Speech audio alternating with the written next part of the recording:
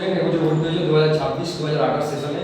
তা এর আগের যে ক্লাসগুলো তোমাদের টুলস এবং বিভিন্ন ইনস্ট্রুমেন্ট সম্পর্কে পড়ানো হয়েছে, তো আজকেও সেই টুলস সম্পর্কে পড়ানো হবে। এখানে 4টি টুলসের ছবি আঁকা আছে। প্রথম যে টুলসটা আছে সেটার নাম হচ্ছে গিমলেট। এই টুলসটার নাম হচ্ছে গিমলেট।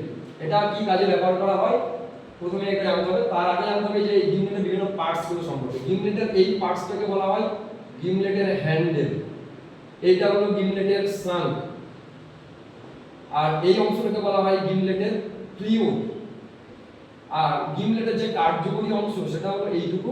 এই অংশটা দিয়েই আমরা উডের আর্টিকেলের উপর, বিভিন্ন কাঠের আর্টিকেলের উপর এই গিমলেটের এই অংশটা দিয়ে আমরা কাজ করি। এই অংশটার নাম হলো ফিড স্ক্রু। এই অংশটার নাম হলো ফিড স্ক্রু।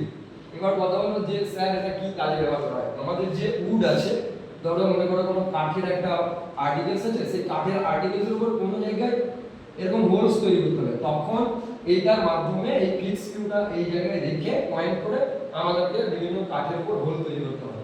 সেরকম তোমার আরেক ধরনের টুলস আছে যেটার নাম হলো তোমার ব্রাড ওয়াল, আর এটার নাম হলো পকার। এই যে ব্রাড ওয়াল, এই টুলসটার নাম হচ্ছে ব্রাড ওয়াল। এই ব্রাড ওয়াল টুলসটা এই অংশটা কাঠগড়ি অংশ, যে অংশটার টিপ পয়েন্ট হলো স্কোয়ার টাইপ।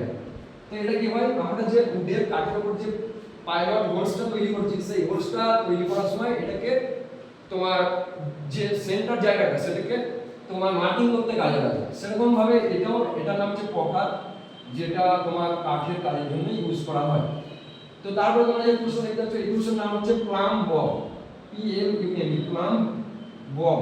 এটা কি করা হয়, তোমরা দেখতে পাবে যে কনস্ট্রাকশন লেভেলে যে রাজমিস্ত্রিগুলো হয় বা যারা যাদেরকে ইংলিশে বলা হয় মেসন, সেই তারা এই প্লাম ববটা ইউজ করে। এবার আমরা আরসি ট্রেডে তোমরা যে পড়ো, তোমরা কি কারণে ইউজ করবে, তোমরা দেখা গেল কোনো এসি, কোনো একটা এসি তোমরা সেট করেছো দেয়ালে, আর এসির যে সেন্টার, সেই সেন্টারটাকে এবং দেয়ালের সঙ্গে তুমি যে এসিটাকে সেট করছো, সেই এসির তোমার হচ্ছে না যে ওয়ালের সঙ্গে যে ভার্টিক্যাল ভাবে নেমে আসছে, সেই ভার্টিক্যাল ভাবে নেমে আসার জন্য এই প্লাম ববটা ইউজ করা যায়। বর্তমান যুগে, আধুনিক যুগে স্পিরিট লেভেল ইউজ করা হয়, এটা ইউজটা খুব কম হয়, এটা ইউজটা অ্যাকচুয়ালি কনস্ট্রাকশন লেভেলে ইউজ হয়।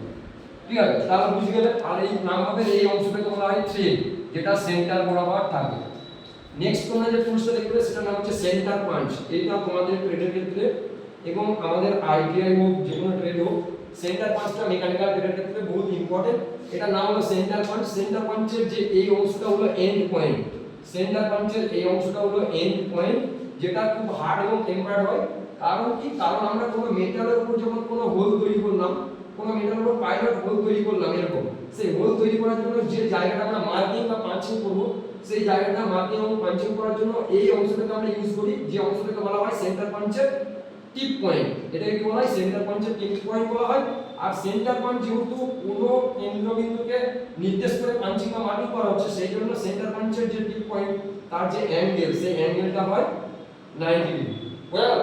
সেন্টার পাঞ্চ তাহলে কখন ইউজ করব, আর এই সেন্টার পাঞ্চ কোন ক্ষেত্রে ইউজ করব সেটা বুঝিয়ে দেওয়া হবে। এবং সেন্টার পাঞ্চ কি দিয়ে তৈরি, টুল স্টিল দিয়ে তৈরি। যেগুলো শক্ত কোনো স্টিল হয়, হার্ড কোনো স্টিল হয়, যেগুলো দিয়ে টুল বানানো হয়, সেই টুল স্টিল দিয়ে সেন্টার পাঞ্চ তৈরি।